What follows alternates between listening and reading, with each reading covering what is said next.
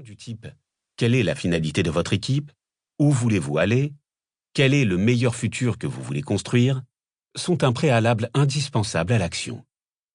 Choisissez un outil de la boîte et tentez l'expérience avec humilité. Et rappelez-vous la définition de la réussite formulée par Winston Churchill. Le succès, c'est d'aller d'échec en échec sans perdre son enthousiasme. Bonne lecture et bon voyage en Motivation 3.0.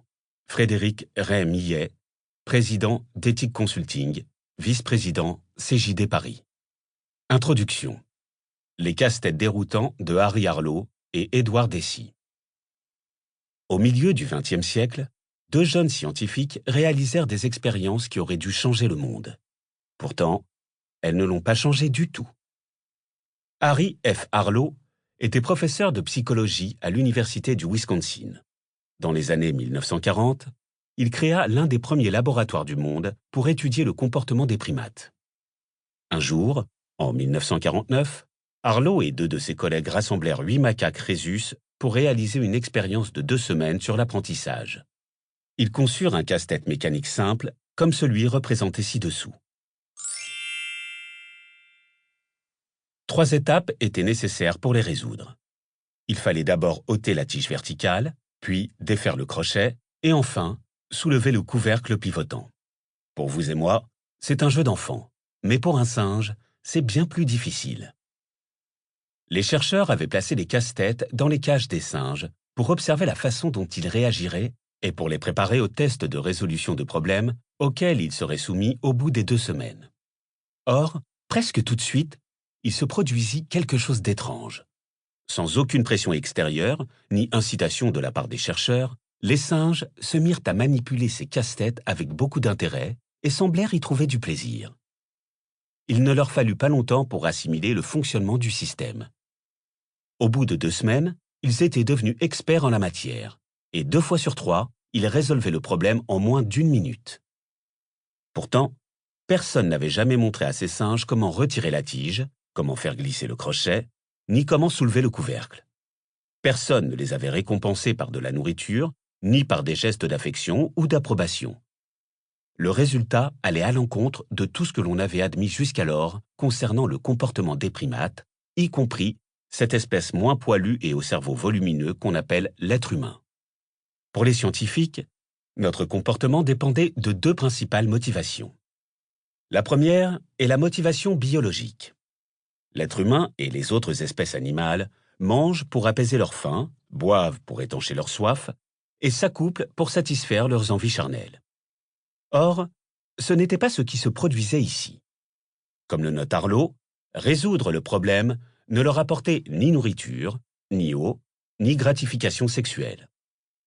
La seule autre motivation connue n'expliquait pas davantage ce comportement particulier.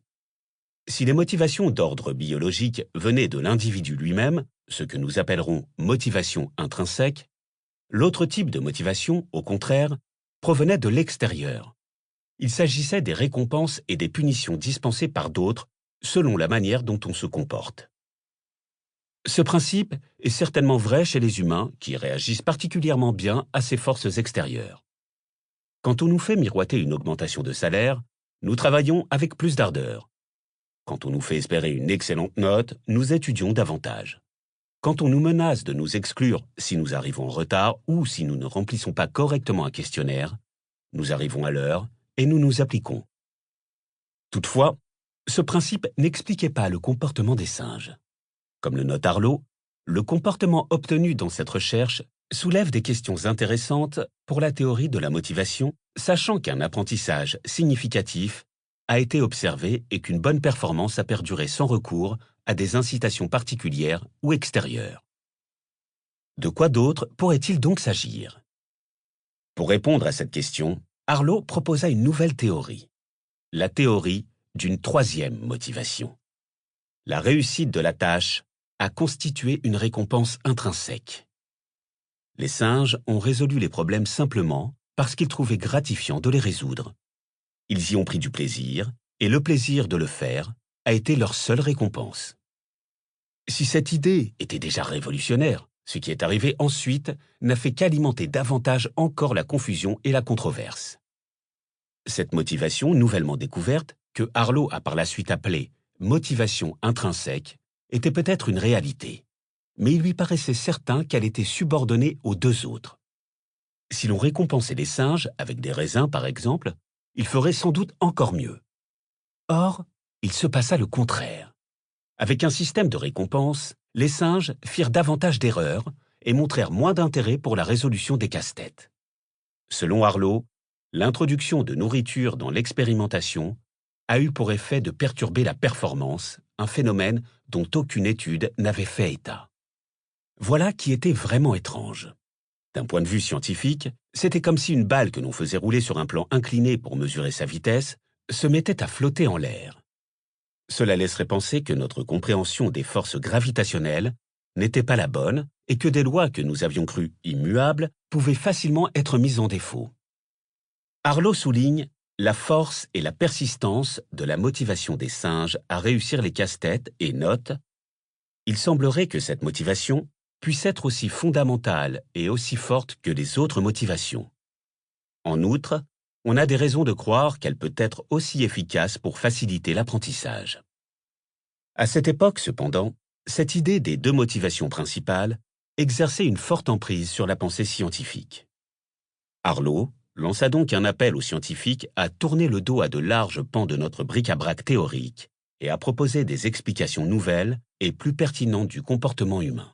Selon lui, la façon dont nous expliquions pourquoi nous nous conduisons comme nous le faisons était insatisfaisante. Pour comprendre vraiment les comportements humains, il fallait tenir compte de ce troisième type de motivation. Néanmoins, il ne tarda pas à abandonner complètement son idée. Plutôt que s'opposer à l'ordre établi et livrer une vision plus complète de la motivation, Harlow renonça à poursuivre dans cette voie. Il devait en effet devenir célèbre par la suite pour ses études sur l'affection.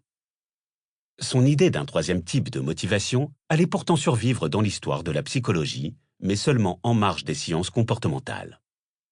Il faudrait attendre encore une vingtaine d'années pour qu'un autre savant reprenne le fil que Harlow avait abandonné sur sa table de travail dans le Wisconsin. Au cours de l'été 1969, Edward Deci, déjà titulaire d'un MBA de l'université Wharton et étudiant en psychologie à l'université Carnegie Mellon, était à la recherche d'un sujet d'étude. La motivation était une question qui l'attirait tout particulièrement car il pressentait que les chercheurs et le monde de l'entreprise n'en avaient pas une vision correcte. S'inspirant de l'idée de Harlow, il se mit donc à approfondir ce sujet à l'aide d'un casse-tête.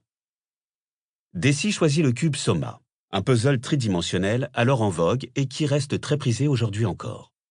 Ce casse-tête est constitué de 7 éléments en matière plastique, dont 6 formés de 4 cubes et 1 formé de 3 cubes. Il est possible de les assembler selon des millions de combinaisons, et le jeu consiste à représenter un objet facilement reconnaissable. Pour les besoins de son étude, Deci fit appel à des étudiants des deux sexes, avec lesquels il forma un groupe expérimental, que j'appellerai le groupe A, et un groupe témoin, que j'appellerai le groupe B. Chacun de ces deux groupes participa à 3 séances d'1 heure organisées sur 3 jours consécutifs. Ces séances se déroulaient comme suit. Chaque participant entrait dans une salle et s'asseyait devant une table sur laquelle étaient disposés les 7 éléments du cube Soma, des images représentant 3 configurations différentes et des exemplaires des magazines Time, The New Yorker et Playboy. On était tout de même en 1969. Deci s'asseyait en face du participant, lui donnait ses instructions et chronométrait. Au cours de la première séance, les participants des deux groupes devaient reproduire les configurations représentées sur les images. Au cours de la deuxième séance, il en était de même avec des images différentes, mais cette fois, Deci annonçait aux participants du groupe A qu'ils recevraient $1, à peu près l'équivalent de 5 € aujourd'hui, pour chaque configuration correctement reproduite. Les participants du groupe B, cependant, ne recevraient rien. Enfin, au cours de la troisième séance, les participants des deux groupes devaient reproduire de nouvelles formes sans toucher aucune rémunération, tout comme lors de la première séance. Voir tableau ci-dessous. Traitement des deux groupes.